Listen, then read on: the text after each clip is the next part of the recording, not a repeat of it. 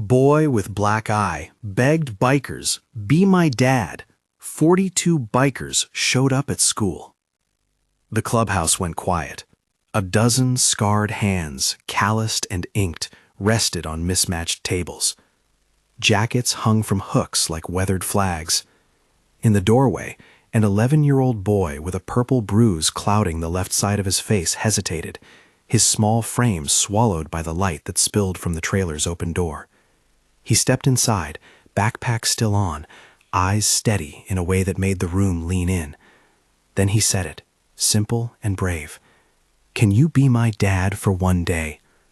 What followed was not a movie scene about outlaws rescuing children. It was a slow, human thing, memory and empathy, and a decision that grew from the same places men often try not to look. The pain of fathers who were absent, the hard lessons learned in garages and halfway houses, the stubborn refusal to let another kid grow up in quiet fear. Robert, the chapter president, felt it first. He watched the bruise, the way the boy avoided touching the swollen skin. He remembered a child of his own years ago who learned to make friends with silence. He cleared his throat, the sounds of the clubhouse shifting back into place, and said, "We'll go." They did not arrive at the school as villains, nor as vigilantes. They arrived as 42 men in leather and denim who had been summoned by a small plea. The math of how 12 in a room became 42 outside the school was simple and human. Word traveled fast through phone calls and neighborhood coffee stops, through men who had been given second chances and wanted to pass that gift on. By dawn, more had called in, swept up by stories they'd themselves once heard, a kid asking for a dad.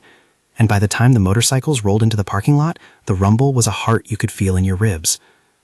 If the image sounds contradictory, tough men tending to a wounded child, it was precisely the point. People who quicken at the sight of leather and patches often forget that a patched vest hides a life story as varied as any neighbor's.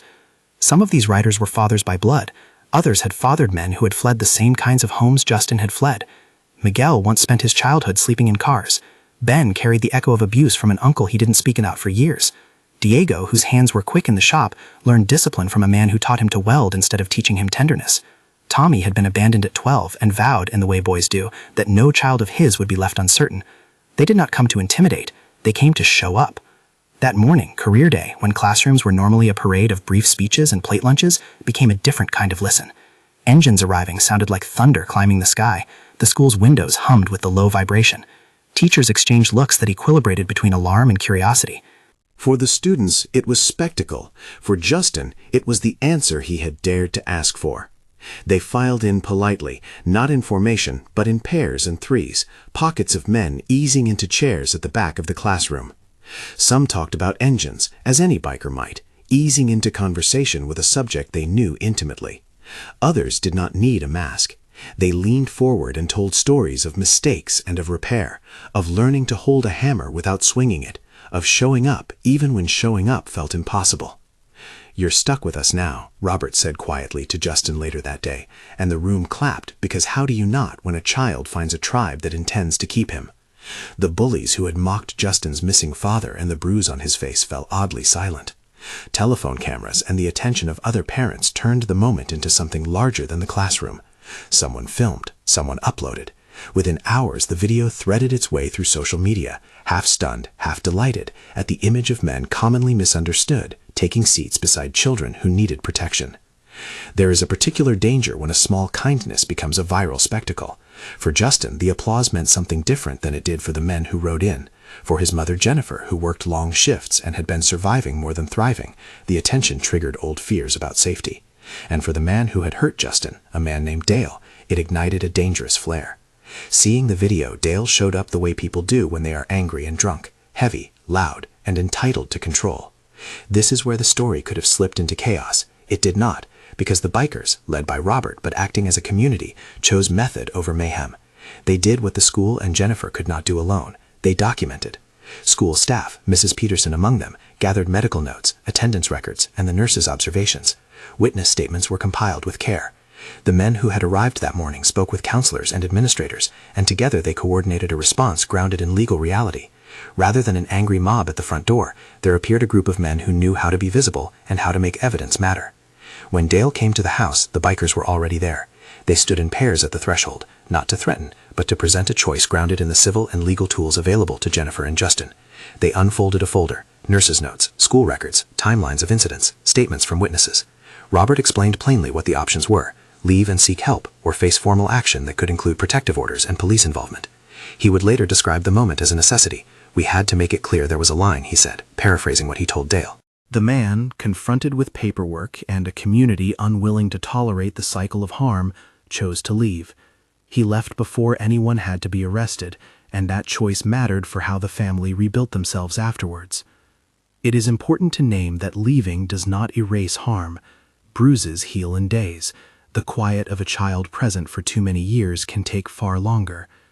But what followed was a long and stubborn thing: presence. The bikers did not vanish after the cameras dimmed. Justin began going to the clubhouse on afternoons that used to be empty and dangerous for him. He learned to use a wrench and then a saw. He learned to measure twice and cut once. He learned to sit at a table where men talked about failing and what made them try again. Ben coached him on engine basics. Diego showed him how to patch a hole in an old jacket. Miguel taught him that strength could be patience and that listening was a kind of courage. Jennifer, meanwhile, began finishing a course she had put on hold for years. The men in the chapter found ways to help with childcare or to pick up odd jobs so she could study. They brought groceries sometimes. They listened when she spoke of the exhaustion of mornings and the shame of relying on others. They learned to be helpful in ways that respected her dignity rather than reducing her to a problem to be solved. The story's second arc moved outward. The bikers noticed patterns beyond a single household. Nicholas, the boy who had taunted Justin, was a mirror to a father, Tom Bradford, who was often drunk and not present. The men who had come to protect Justin had no interest in making the world into a place where every absent father was demonized. Instead, they applied the same stubborn presence they offered Justin to the Bradford family. They reached out, not with lectures but with offers: help finding counseling, a ride to meetings, someone to talk with over coffee. Tom's initial resistance was fierce. Compromised men can be defensive and proud in ways that hide their terror of being judged. One morning, Ben found Tom standing outside a convenience store, hands stuffed into his pockets, a jacket that had seen better days. Ben walked up and offered a cigarette. Thin social niceties sometimes open doors. He asked about work, about the boys' soccer games he'd missed. Slowly, with the non-judgmental persistence that the clubhouse taught, a relationship was rebuilt. Tom started attending a support group. He went to one meeting, then another. He sobered his language, and over months showed up at fewer bars and more at the park watching his son play. It was not an overnight miracle. It was a sequence of small admissions and small repairs. This is the fundamental mechanism of the change that followed: small, consistent presence. Justin's grades took a quiet upward slope. Confidence for him was not a single proclamation, but a set of habits: doing homework in a corner of the clubhouse where someone could ask how it was going, learning not to flinch when a door slammed. Nicholas and Justin found, in time, ways to share a bench rather than shout across one. They traded jabs for cooperation at the woodshop bench. They argued about measurements and occasionally apologized to one another for being stupid kids. There were moments of public reckoning along the way. The video that had brought attention also brought scrutiny. Questions were asked about legality, about whether a motorcycle gang should be involved with schoolchildren. The men answered those questions by showing up to meetings with administrators, by agreeing to simple, transparent rules, background checks where required, supervised visits, and clear boundaries about behavior. They taught the children about responsibility, not rebellion. At the school's graduation months later, the scene felt like a stitch that had been sewn through many hands. Justin, now less guarded, stepped forward to speak. He talked about fatherhood not as a biological certainty, but as a set of actions: sitting at a table, opening a door, returning a phone call. He talked about being seen. He spoke of the men who had come that day for career day and who had arrived ultimately as a chosen family. When Robert rose and draped an honorary vest across Justin's shoulders, it was symbolic and practical both, a sign that the boy belonged somewhere that would keep him in view. Applause spilled from the gym. It was not triumphalism, it was relief, and for many, a redefinition of who could be counted on. There were private repairs, too. Jennifer finished her studies. She found part-time work with better hours and, crucially, better pay. She and Robert and others sat together at times over coffee and sorted out logistics, not as men saving a woman, but as neighbors making space for one another. The men taught Justin trades. The woman in charge of the PTA found new volunteers to start an after-school carpentry club. The clubhouse had become, in that corner of the city, a new kind of community center where tools and listening were offered in equal measure. Not every relationship ended beautifully. The consequences for Dale were not cinematic. They were legal and administrative and personal. The men who had intervened had always maintained that they would not be a substitute for law enforcement when it came to criminal matters. They had chosen to use documentation, witnesses, and advocacy to ensure the family had legal protections, and when necessary, those protections were pursued through appropriate channels. The story does not claim courtroom drama or long prison sentences. What it does show is that a choice was made. The community would no longer tolerate a child being left to the mercies of an abusive pattern. As months passed, the chapter's engagement broadened. They started a mentorship program aimed at boys like Justin and girls who needed consistent adult figures. They partnered with the school to offer skill-building workshops. They put together a small fund to help families pay for things like winter coats or emergency groceries. The narrative around those men shifted in local circles. Patches did not erase accountability, nor did they absolve the community of responsibility. People began to see a more complicated portrait, men who had made poor choices in their past and who were now committed to putting themselves to work in the places that hurt. The boys who had once been enemies began to do what children do best when given a slightly different context. They practiced being kind. Nicholas, who had once thrown words like stones, began to learn how to help another child with a project. Tom Bradford, who had once missed every practice, quietly learned to sit on a cold bench and watch his son kick a ball. These were not perfect transformations.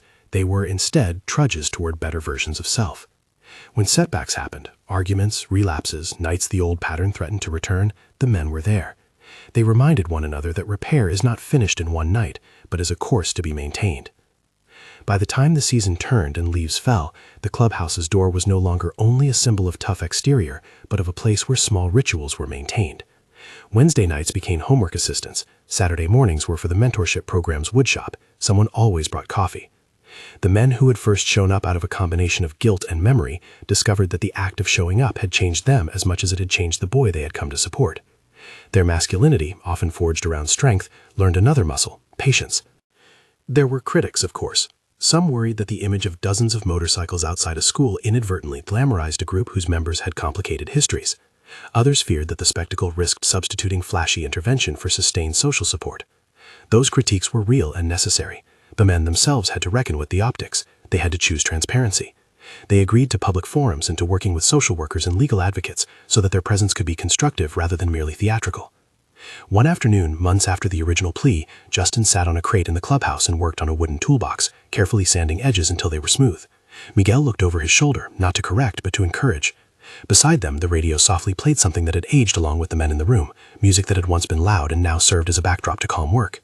The bruise on Justin's face was a pale memory. He had not been erased by grace or charity. He had been held accountable by people who chose to be accountable in return.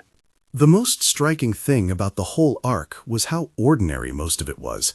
The dramatic picture, the boy with a black eye asking for a father, followed by 42 leathered men rolling up to a school, was what drew eyes.